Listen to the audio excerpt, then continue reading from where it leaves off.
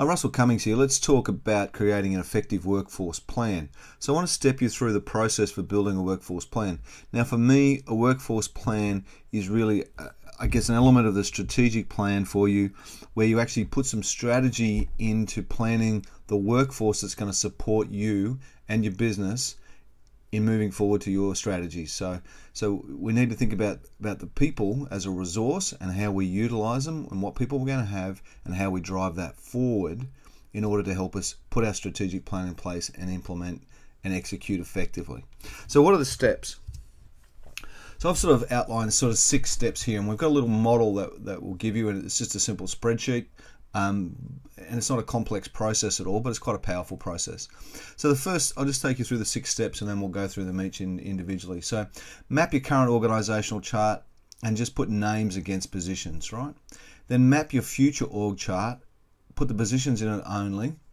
And then my suggestion is then you list positions in our model. So it's a really simple model where you just list out the positions in your model and put in the current and the future org chart positions. Your current org chart may have positions that don't exist in the future, and that you may be eliminating, and or your future org chart may have positions that currently don't exist, but you're going to put into place. So combine the two and map them out. Add the names against key positions where possible. So fill them out put your incumbents in, so you've already done that. So go through and list out your people and then put names against where. And we'll talk about that in some more detail in a second. Think about succession options. So who are the people in your organization coming through that you'd like to develop up into various positions? And then also think about emergency cover options. So that's how you create the plan. We'll also then talk about how you sort of analyze the plan and what you do with it. So let's just go through the 6 steps in just a little bit of detail. Step 1, so map your current plan. So there's a heap of charts to do that. What you want is just a simple org chart. You can sketch it out on a piece of paper if you really like. It doesn't really matter. And then use the tools. Use some of the tools. So you can use things like PowerPoint has a simple charting option in it. When you add in a smart you can use PowerPoint or Word or anything. It's in the smart art options. There's a area there you can put in hierarchical organizations, and you can plug these in. So I've done this one here simply in PowerPoint. You can use Smart Draw, which is another product. Lucid Chart, Gliffy are all other ones that you might use. Just Google's your friend. Go and find them.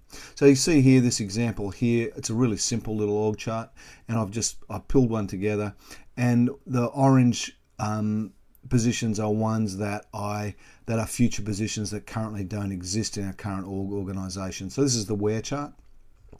Underneath the supervisors, we would have a whole heap of team members that we would be bringing forward, that we'd have forward. I haven't bothered including them just to keep it simple. All right.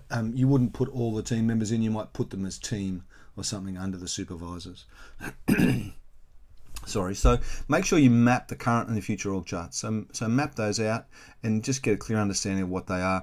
Think about your future org chart in terms of if we're going to achieve our strategy, if we're going to grow to the size that we want to grow to and implement the strategies and the products and services and things we need to put in place, operationally, geographically, all that sort of stuff. What does our organizational chart need to look like if we're to support that strategic plan? So map out that strategic plan in a bit of detail. Think it through. Make sure you're thinking the permutations, combinations. Then build the model. So this is just a simple spreadsheet model. And what we do is just, I guess the columns are the position, who's currently in that position, who would you like to see in that position in the future? And if you set a time frame of 3 to 5 years or whatever, you can say, right, that's a person who'll be there in the future. Succession 1, succession 2. These are the options where we think about who are the people within our organization that we think we can develop and promote up into this position. And the reason why there's 2 is often just having one's not enough because things happen to people. The 4 Ds, death, divorce, disease, and disaster, strike, and all of a sudden people move on for a whole heap of reasons. So if you can plug a couple of people in there, if you like, insert another column and put 3 in, it doesn't really matter. The other thing to think about, who's the emergency cover in this space? And we'll talk about emergency in a minute, but if somebody gets run over by a bus, then who who's going to fill that position. All right, so build the model, put your current employees in, add your future employees in. So you can see in this example here, you know, we a couple of new positions. We're going to have an operations manager, an accounts clerk, and a logistics clerk weren't filled there. Some of our people we're going to promote up into that. So you can see Jenny, the personal assistant, wants to become accounts clerk, and we're going to promote her up into that. You can see that we think that Bob, who's one of our supervisors, we're actually going to promote him up into being an operations manager. We're not sure about our logistics officer, Julie. We don't think she's long-term for us, and so we're going to recruit. So I put in, you know, areas there, jobs that we're going to recruit for. So we can start to build a recruiting plan saying, well, these are the people that we're going to need to recruit. You also see our receptionist, James, wants to move on from being a simple receptionist and move up to in being a logistics clerk. So just give me some examples of some of the things that you might think about. The next step then is, you know, succession options. So I normally do this and say, if we're moving from the now to the future, what are the succession options? So who are the people we need to train up and develop in this position? And I'd be saying, okay, in this case, you know, we want to Jenny, we want to be the accounts clerk in the future. She's currently the PA to the general manager, but we can then start to think about what development process do we need to put her through.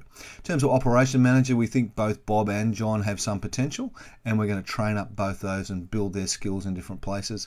And the same with James, who's our receptionist. We're going to train him up into be in logistics. We're going to put some training and development into him. He's a great young man. So start to think about, you know, succession. So succession is about moving between now and where.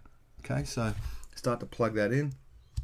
And then the final one is we start to think about our emergency things. Now, emergency is who's going to cover for somebody. So if somebody gets run over by a bus tomorrow, I'm not wishing that upon you or anybody in your team, but if somebody for some reason can't turn up for a reasonable length of time, who is going to cover for them? So you can see in this case, I'll put question marks against some of them. So again, this is emergency for the current org chart, right? So we currently don't have a coverage for the general manager. So if Fred goes down, we're in a bit of trouble. So we don't have anybody coming through or anybody that we think could really cover that. So that's a bit of a challenge for us. You know, but we see that different people could cover. The other one that we don't have is Julie. We don't have any coverage for Julie as a logistics officer. And what normally happens is, you know, Fred or somebody will come back and cover. Now that assumes that Fred's not doing anything. So my sort of rules are with emergency is you really don't want people to come back down to do a job. You either promote up or you move people sideways and then move up to promote them. So to cover them, sorry. So you might want to think about that. So you want to move people up or sideways to cover off a problem, not back. Because it really means you end up with two people. And what you don't want is two people moving back to cover each other's jobs, because what happens is there's nobody left to cover somebody. So clients of mine, the two senior positions covered for each other, but what really happened was when the general manager got sick and couldn't come to work anymore, the operations manager had to step up into both roles. And given that they were both, you know, it was a growing dynamic company, it wasn't like the general manager was sitting around sort of the office smoking cigars and watching TV. So we really had to, it was a really lousy emergency plan that they had. So, you know, taught us an important rule. Some of your emergencies you may just contract in. So you may actually bring in, you know, receptionists. You can go to a labour hire company and bring in a receptionist on a short-term contract to cover that. All right, so that's your emergency options. And really that's the framework then for your workforce plan. So you've mapped out the workforce plan and we've got it here. So what do we do with it? So what does it all mean? So my questions. So what are the questions? So the first thing I want you to do is look back at your plan and look at the gaps. So where are the gaps in your plans in terms of future positions, in terms of succession, in terms of emergency? Okay, so think about those. Where are the gaps? Where are the holes? What are we going to do to fill those? What positions do we need to recruit for and when? Okay, so start to build a recruiting plan, if you like. Okay, we need to recruit for these positions. We're going to start needing from them. Make sure you build lead times into that, but who do we need to recruit for? Who do we start need to start building capacity with. So these are the people in your succession roles, okay? Let's start building their capacity quickly, and let's build a plan for what they're going to do. Everybody should have a development plan, but let's start with the succession people. Similarly then, do you have role profiles for each position? And I'll show you a simple role profile in a second. And then do you have KPIs for each position? So what are the key performance indicators or key performance measures? Or how are you going to measure that each of these people are performing in their role? How will you know as the manager? In terms of role profile, this is a simple model that I like to use. This model here is not complete, but if you see our videos, other videos on completing role profiles, then we've got a more complete version. But really the key things you want to define for any job are the purpose of the job, what are the outputs, so what are the things that job needs to deliver, and then what are the key activities that are going to drive those outputs.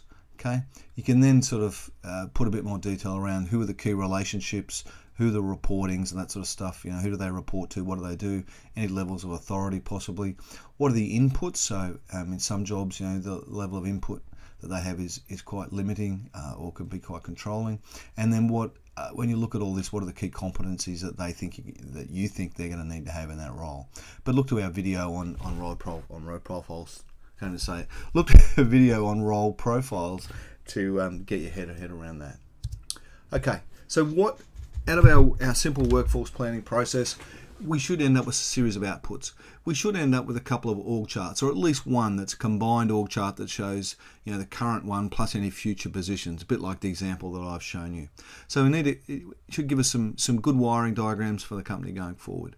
You should have a workforce planning model for your business. So that's just that spreadsheet model with all those columns filled out and thought out, and mapped out. Position descriptions and KPIs for each job, for each role and each individual.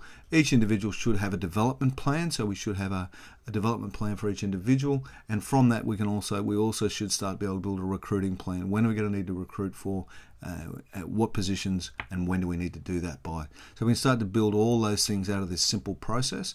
So use this as a bit of a checklist if you like, and go back and say, right, we've got the org charts, we've got the workforce plan, position descriptions, let's tick those off, KPIs for them, ticked off, individual development plans, we've got those, and do we have our recruiting plan?